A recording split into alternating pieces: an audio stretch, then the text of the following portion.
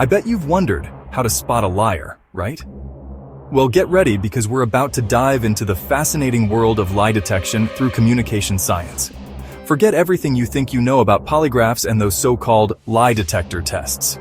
We're going to explore how the words people use can reveal their deception. So what's the deal with traditional lie detection methods? You know, those polygraph tests you see in movies where they strap someone to a chair and watch their heart rate? Well, they're not as reliable as you might think. These tests measure physiological responses like heart rate, blood pressure, and sweating. But guess what? Those can change for all sorts of reasons, not just lying. But don't worry, science has got our backs. Enter reality monitoring, a way of analyzing how people talk about their experiences. See, when someone's telling the truth, they tend to describe things differently than when they're making stuff up. It's all about the details, the sensory information, and how they structure their story. Pretty cool, right? Now let's look at the 4 key linguistic patterns that can give away a liar. First up, we've got pronouns.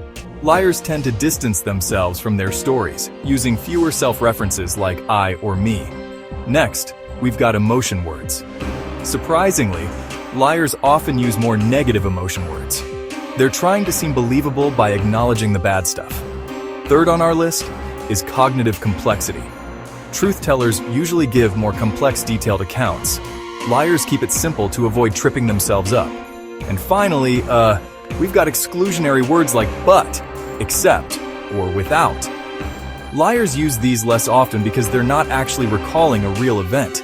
They're making it up as they go along. Let's put this knowledge to the test with some real-world examples. Remember Lance Armstrong? When he was denying doping allegations, his language was full of distancing pronouns and lacked detail. But when he finally confessed, his language shifted dramatically. And how about John Edwards? Same deal.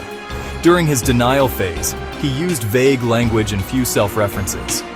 But when he finally admitted to his affair, his language became more personal and detailed. So how can you use this in real life? Well, next time you're watching a news interview or even talking to a friend, pay attention to these linguistic clues.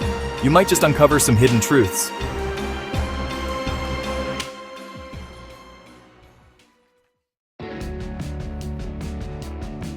So now you're armed with the power of linguistic lie detection. Pretty awesome, right? Remember, this isn't foolproof.